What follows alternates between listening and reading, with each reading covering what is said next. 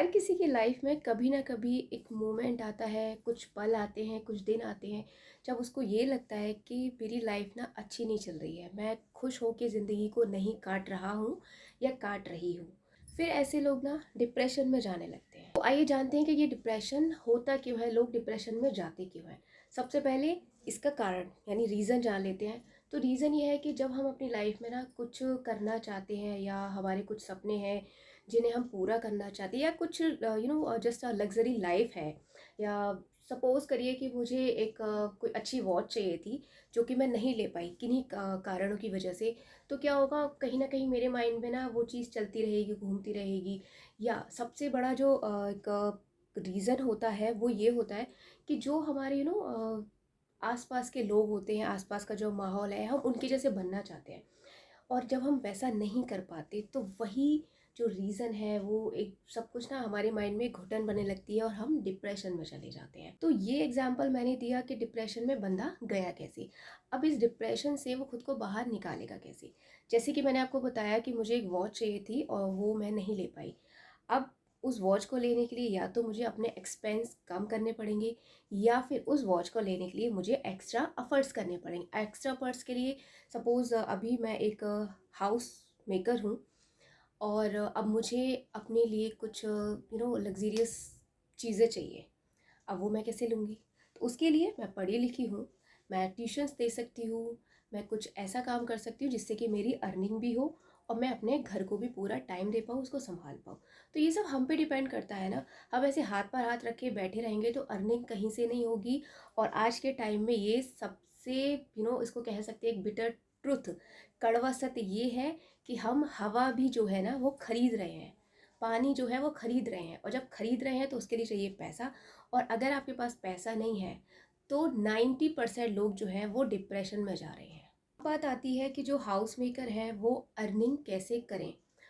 तो देखिए, आज के टाइम में या पहले के टाइम में भी कोई सिंगल बंदा ऐसा नहीं था कि जिसके अंदर कोई ना कोई स्किल ना हो, कोई ना कोई गुण ना हो। जैसे सिलाई आती है, कढ़ाई आती है, बुनाई आती है, आप ट्यूशन्स दे सकते हो। आज के टाइम में सब पढ़े लिखे हैं, इतने पढ़े लिखे हैं कि एटलीस्ट वो किंडरगार्टन को या फिर एज अ पीआरटी टीचर बनकर स्कूल में जॉब कर सकते हैं, छोटे बच्चों को पढ़ा सकते हैं।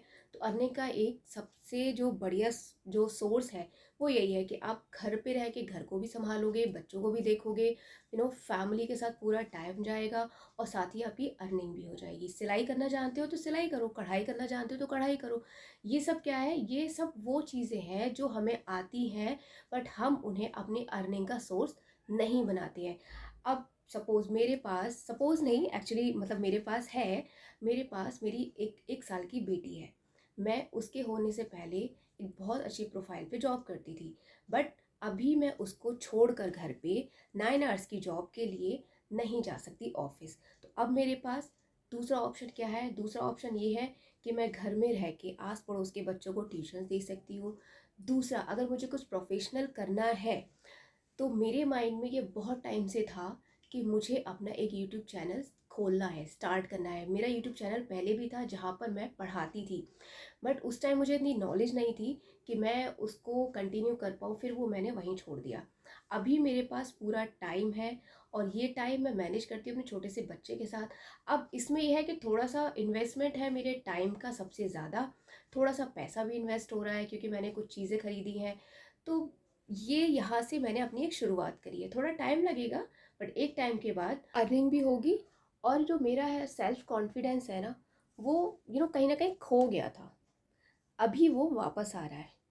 तो मैं बहुत खुश हूँ अंदर से। जब आप खुश होते ना तो आप वो सब कुछ कर सकते हो जो आप हमेशा से करना चाहते थे या आपने कभी सोचा भी नहीं था कि आप ये कभी कर पाओ। मेरा एग्जाम्पल था जिससे मैंने आपको समझाने की पूरी कोशिश की है।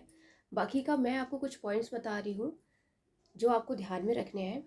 सबसे पहला ये, खुद की वैल्यू करिए, खुद की रेस्पेक्ट करिए। अगर आप खुद को वैल्यू नहीं देंगे ना तो कोई बंदा नहीं है जो आपकी वैल्यू करे।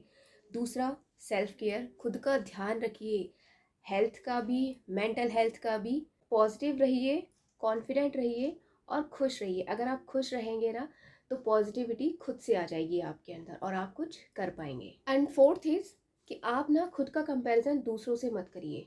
दूसरों को देखकर कभी उनसे इतना इम्प्रेस मत होइए कि आप खुद के अंदर निगेटिविटी ले आए, खुद को जो है हीन भावना से ग्रस्त महसूस करें। अगर आपको दूसरों से इम्प्रेस होना है तो इम्प्रेस होइएगा उनकी क्वालिटी से, क्वांटिटी से नहीं। क्वांटिटी से मेरा मतलब है कि उन्होंने कितना एक्सपेंसिव मेकअप किया है, कितना एक्सपेंसिव कपड़े पहने हैं, नहीं।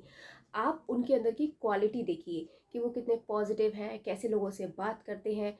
तो हमेशा अगर दूसरों से इम्प्रेस होना है तो उनकी क्वालिटी से होइए। फिफ्थ इज़ कि आप कुछ नया सीखिए। कुछ नया सीखेंगे, खुद को जितना बिजी रखोगे उतना खुश रहोगे। बट खुद को बिजी रखना है उन चीज़ों में, उन कामों में जिनसे कि आपको इनर हैप्पीनेस, अंदर से खुशी महसूस हो, और लास्ट में आपको, दिन के लास्ट में ये ना लगे कि मैं कितना थक गई हूँ। नहीं, आपको जब लास्ट में आप रात में सोने जाएं तब आपको लगे कि हाँ मैंने कुछ प्रोडक्टिव किया है। लास्ट जो कि सबसे इम्पॉर्टेंट है वो है सोर्स ऑफ इनकम। ये आप पे डिपेंड करता है कि आप कैसे करते हैं। आप घर से बाहर नहीं जा सकती या जा सकते तो वो करिए जो कि आप घर में रह के कर सकते हो। इससे कि आपकी लाइफ पे कोई बहुत ज़्यादा इफ़ेक्ट नहीं पड़ेगा, मतलब कोई नेगेटिव इफ़ेक्ट भी ना पड़े। दूसरा, आप घर में रह के अपनी इनकम भी कर पाओ। कोई भी काम ना छोटा या बड़ा नहीं होता, जो भी काम आप कर सकते हैं वो करिए, जिससे कि आपकी अर्निंग हो, और अर्निंग होगी तो इंसान खुद ही खुश रहेगा। सबसे इम्पॉर्टेंट है कि आप पॉजिटिव रहिए, खुश रहिए। तो लाइफ विद मोहिनी का अगर आपको ये वीडियो अच्छा लगा हो तो वीडियो को लाइक करें, शेयर करें, कमेंट करें, और हाँ, चैनल को अगर सब्सक्राइब नहीं किया है ना तो चैनल को सब्सक्राइब कर लीजिए। तब तक के लिए बाय।